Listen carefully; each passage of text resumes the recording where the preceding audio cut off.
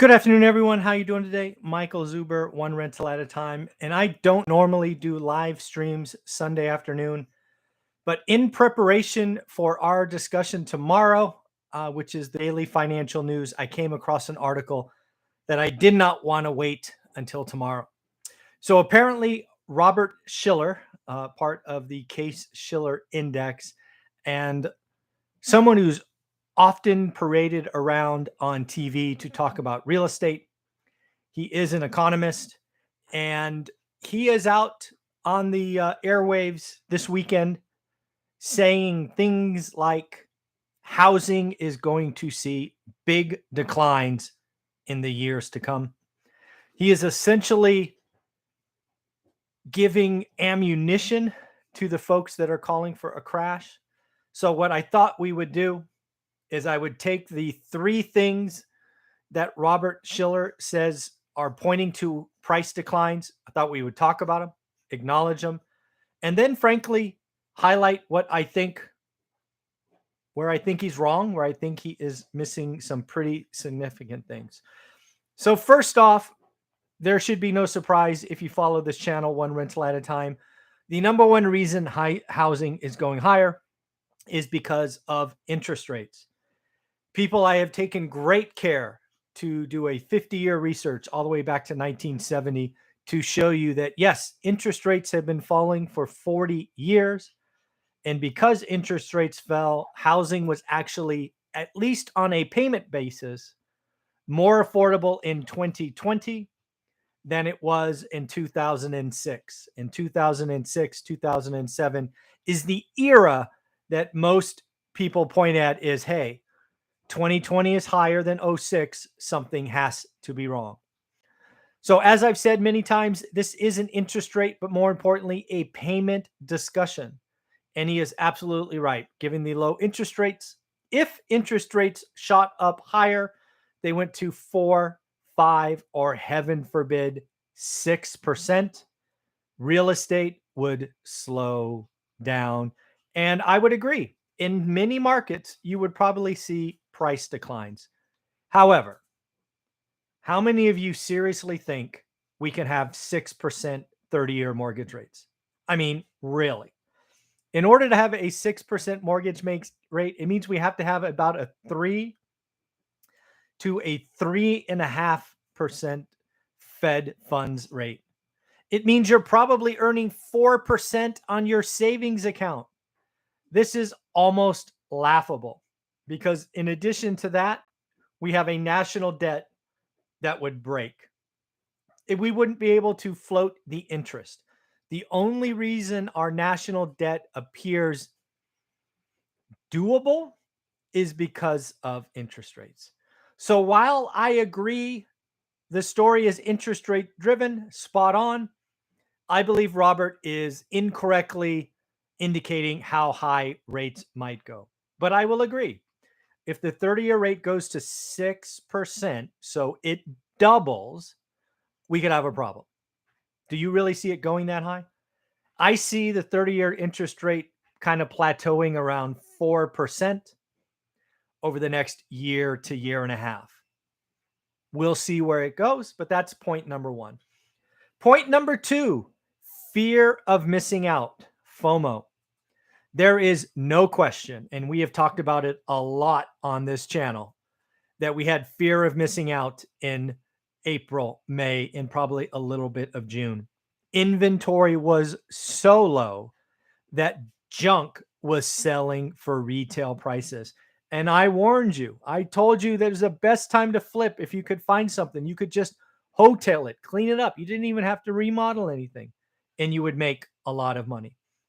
However, now we are in October, and the market is remarkably different.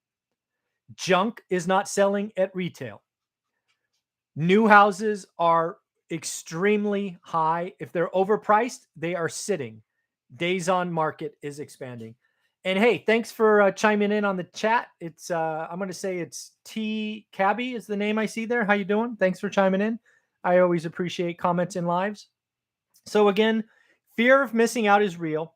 It is something we have to watch. It is definitely was a participant in the last run up and ultimate crash. So definitely something to watch out for. And then lastly, Robert is talking about consumer psychology. Robert is talking about consumer psychology being pro housing today, but he expects it to be negative in the future. And he just says that without explanation. I don't know what he's going for, but I'm guessing he's trying to point out when housing cracks, everybody else runs. I think that's what he's pointing out, but again, I am guessing. Okay, well, Robert, I think you're wrong. The setup this time is nothing like last time. First and foremost, not only is today interest rate driven, it is also supply driven. Robert, we have had 1 million available homes on the market for seemingly a year now. We should be much closer to 3 million. The last month that was reported, we didn't even go up, we went down. We had a peak of 1.3 million available listings.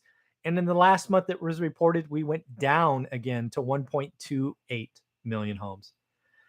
Second, you have to realize that we have had a generation change.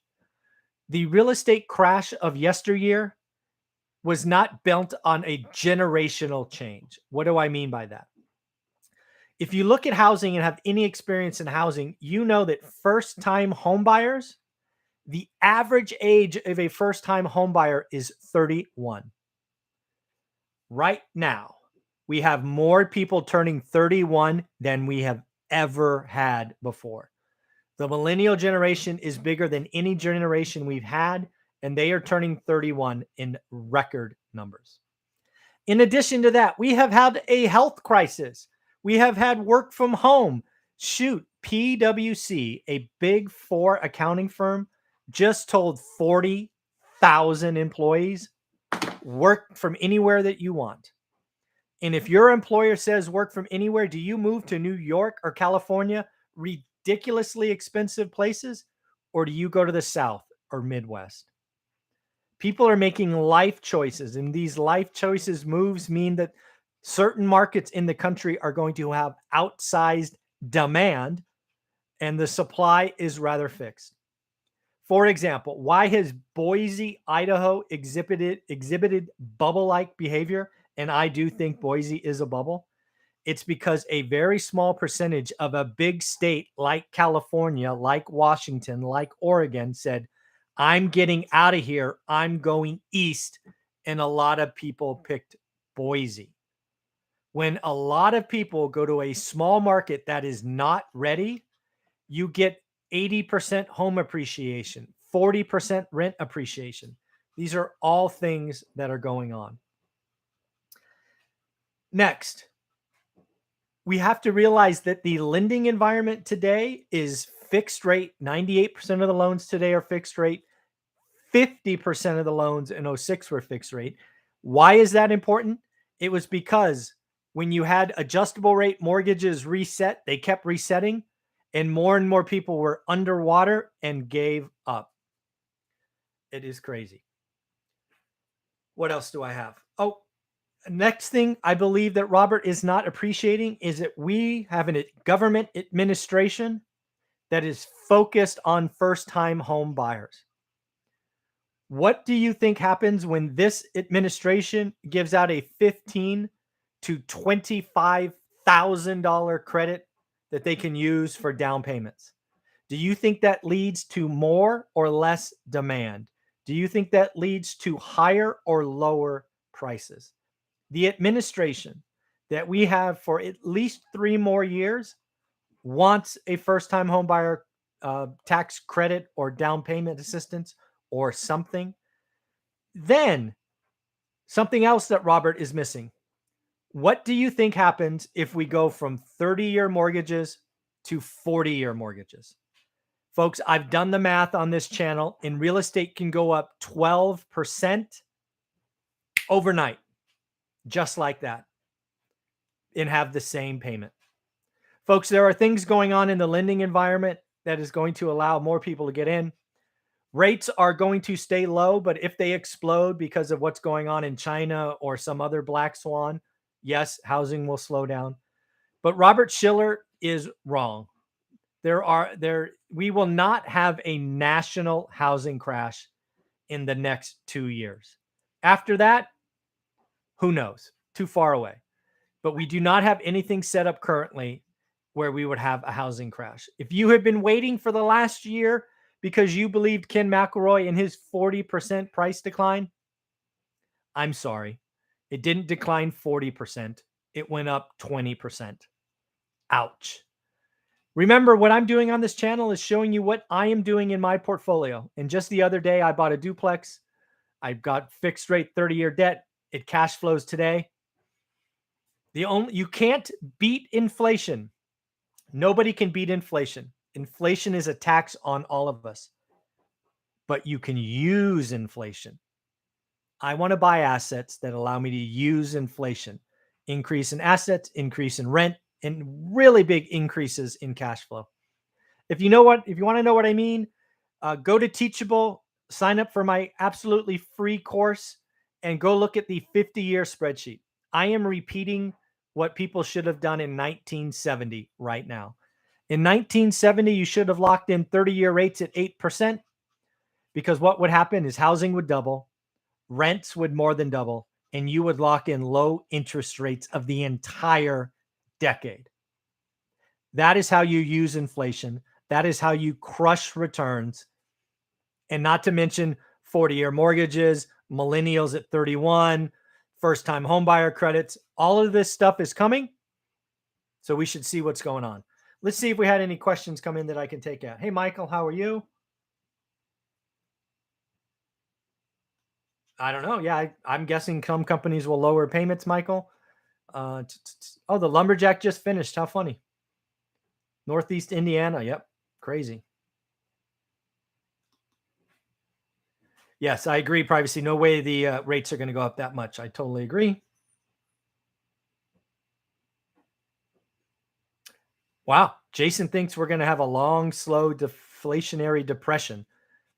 Okay. Sounds fun. Anyways, folks, thanks for listening. Take care of yourself again. Robert Shiller, you're wrong. Take care. Bye.